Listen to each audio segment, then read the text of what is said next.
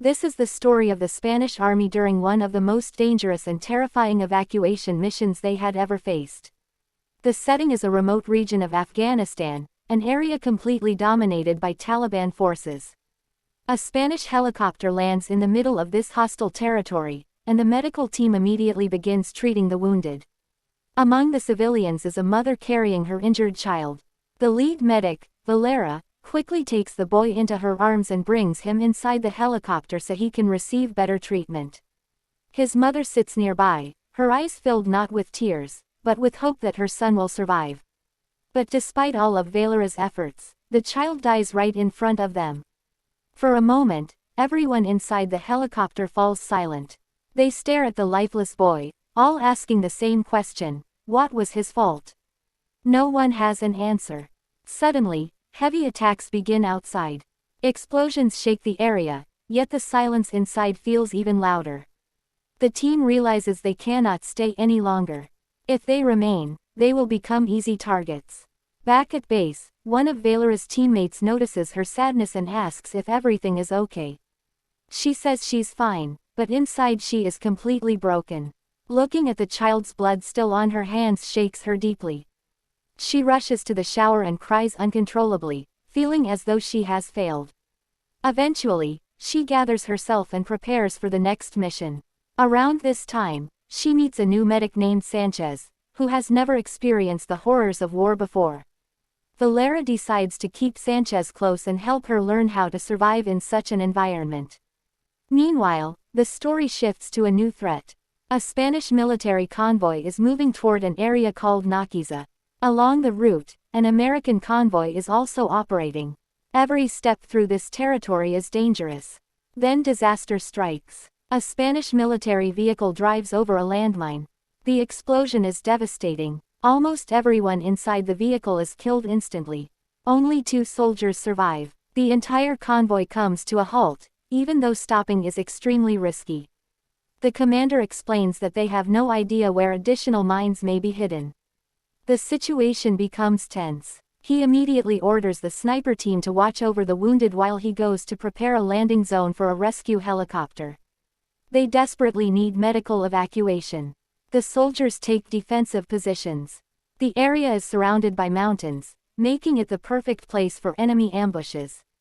Taliban fighters could attack from any direction. After establishing the landing zone, the commander leaves with part of his team while others remain behind to guard the wounded. Soon, a message arrives. The medical helicopter is approaching. The soldiers warn the pilot to be careful because the area is extremely dusty, making landing difficult. The captain understands the danger, but he underestimates how severe the conditions are. As the helicopter approaches, the powerful rotor wash kicks up massive clouds of dust. Visibility drops to 0. The pilot loses sight of the ground, and before he realizes it, the landing gear sinks into the sand. The helicopter crashes and flips over. Everyone nearby runs for cover, fearing it might explode.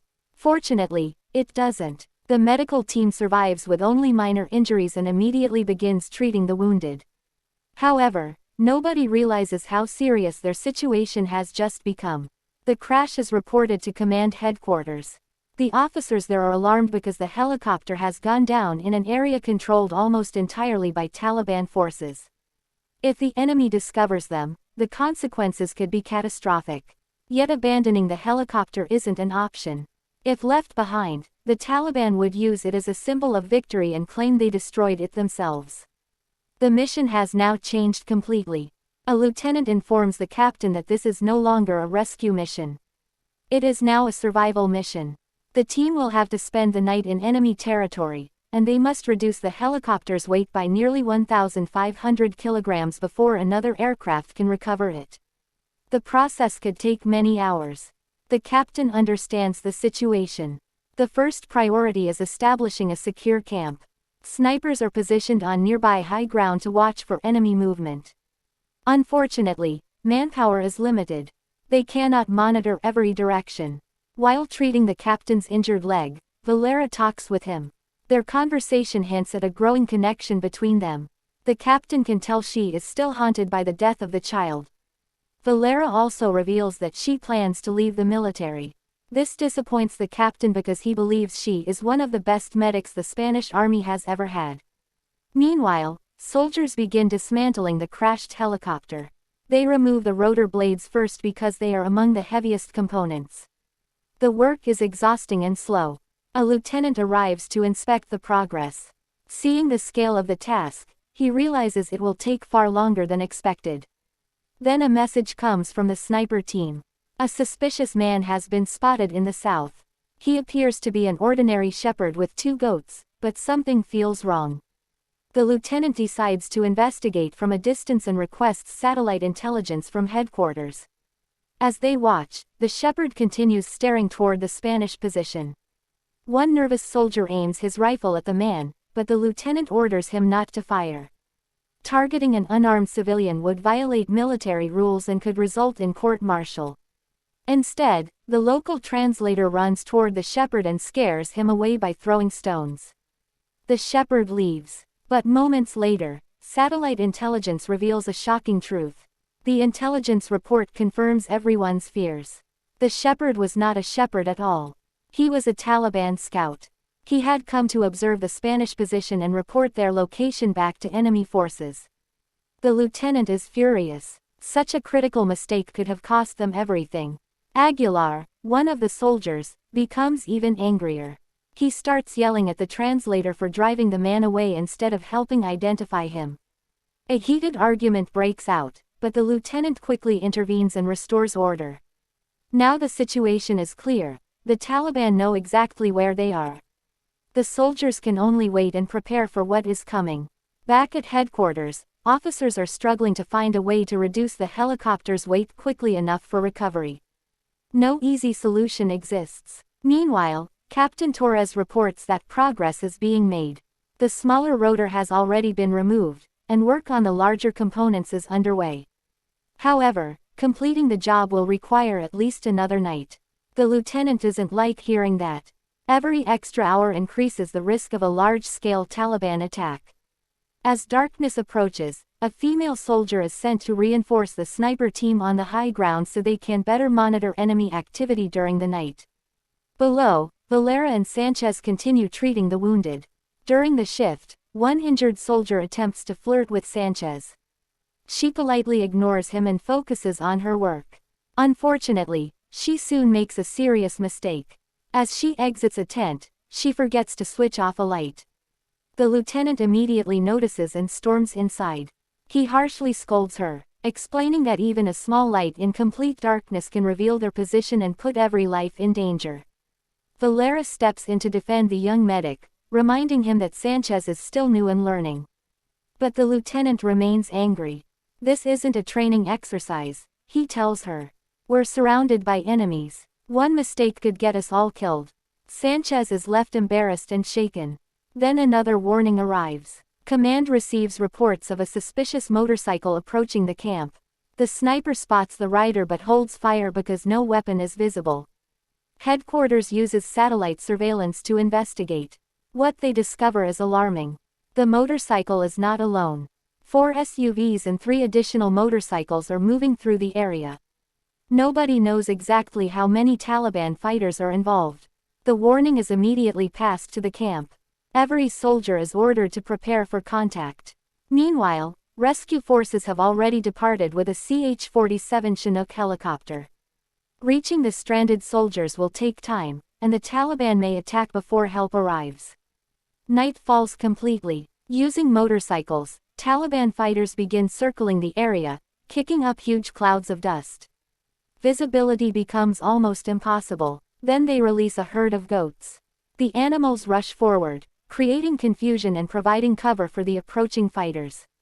The snipers can see movement but struggle to identify clear targets. The Taliban understand this and begin executing the real phase of their attack. Hidden fighters positioned on nearby hills suddenly open fire. The battle begins. Bullets fly from every direction. One soldier is hit in the leg. When Aguilar attempts to rescue him, he is also shot. Only the sniper team has proper cover. Most of the other soldiers are exposed and vulnerable. Unable to move effectively because of his injury, Aguilar calls for a medic. Valera immediately runs toward the battlefield despite the intense gunfire. Reaching the wounded is extremely dangerous. Adding to the problem, almost nobody has night vision equipment. The soldiers never expected to become trapped overnight. Only one sniper possesses night vision, making him the team's most valuable asset. He begins directing the others, telling them exactly where to fire. Slowly, the Taliban assault starts losing momentum. Accurate sniper fire forces many attackers to retreat. For a brief moment, the shooting decreases. Valera finally gets the chance to treat the wounded. Several injured soldiers are carried back to camp. One of the snipers has also been hit and is brought down from the mountain on a stretcher. Aguilar's team suffers multiple casualties. Watching the wounded return, the local translator becomes emotional. He criticizes the soldiers, claiming they are struggling to fight effectively. Then he reveals the reason he is helping them. The Taliban murdered his family. He joined the mission because he wanted revenge. His words leave everyone silent. No one knows how to respond. At the same time, the Chinook helicopter reaches a nearby base. Unfortunately, it cannot continue the rescue operation until daylight. Flying in the darkness is too dangerous. This creates another problem. The Spanish forces had requested Apache attack helicopter support from the Americans, but earlier requests had been denied. Without attack helicopters, defending the camp will be far more difficult. Meanwhile, intelligence reports reveal something terrifying. Large groups of Taliban fighters are gathering on the far side of the mountains. The earlier firefight has attracted attention from across the region. More and more fighters are arriving. The trapped soldiers now understand they have only two options: fight and die, or wait and die. Most choose to fight. Captain Torres, still injured, shares an emotional moment with Valera. He tells her she is one of the finest soldiers he has ever met and an even better human being. Both understand that they may not survive the coming battle. As dawn approaches, hundreds of enemy fighters begin appearing across the hills. Weapons are raised. Everyone knows what comes next. The final assault is about to begin. The attack begins at first light. Gunfire erupts across the battlefield. Now that visibility is improving, the defenders can finally aim more accurately. Many Taliban fighters are killed, but their numbers seem endless. Wave after wave continues advancing. The Spanish soldiers fight desperately, but ammunition starts running low. The enemy moves closer. Hope begins to disappear. Then suddenly, a thunderous roar echoes through the sky. Apache helicopters arrive. The attack helicopters unleash devastating firepower on the Taliban positions. Explosions tear through the mountainsides, eliminating large numbers of attackers and forcing the survivors to retreat. Seizing the opportunity, two Chinook helicopters move in to recover the crashed aircraft. Hooks are lowered toward the wreckage. The first attempt fails because of the enormous dust clouds. The second attempt succeeds. The wrecked helicopter is finally secured and lifted into the air. At the same time, another Chinook lands nearby and unloads ammunition and supplies. The wounded are quickly loaded aboard for evacuation. Just when it seems the crisis is ending, a new threat appears. A Taliban fighter races toward the camp on a motorcycle carrying an RPG launcher. His target is the landed Chinook. The lieutenant spots him and shoots the passenger, but the driver survives. The fighter crashes into the lieutenant, knocking him unconscious. He grabs the RPG and prepares to fire. At the last second, Valera intervenes. Drawing her pistol, she shoots the attacker and kills him before he can launch the rocket. The Chinook immediately takes off. The surviving soldiers board armored vehicles and begin withdrawing from the area. But their ordeal is not over yet. As the convoy retreats, the Taliban launch one final attempt to stop them. The soldiers suddenly encounter a blocked road. A vehicle has been positioned across the route, and Taliban fighters occupy the surrounding hills. Many of them are armed with RPGs. If those rockets are fired, the entire convoy could be destroyed. When Captain Torres learns about the situation, he prepares to turn back and help his men, even if it means abandoning the recovered helicopter. The lives of his soldiers matter more. The first RPG is launched. Fortunately, it misses. The tension becomes unbearable. Then, once again, help arrives from the sky. American Apache helicopters appear and immediately engage the enemy positions. A direct strike destroys the vehicle blocking the road and scatters the Taliban fighters. The path is finally clear. The convoy pushes forward and escapes the kill zone. After everything they have endured, the surviving soldiers finally make it out alive. But the story doesn't end there. These events are based on real military operations that took place in Afghanistan during the early years of the war. Spain joined the international coalition after the conflict began, and over the years more than 100 Spanish soldiers lost their lives in the region. This story is inspired by the courage, sacrifice, and determination of some of those men and women who served under impossible conditions. And that is how this dangerous rescue mission turned into a brutal fight for survival. If you enjoyed the story, don't forget to leave a comment and share your thoughts. Thank you so much for watching. Peace out.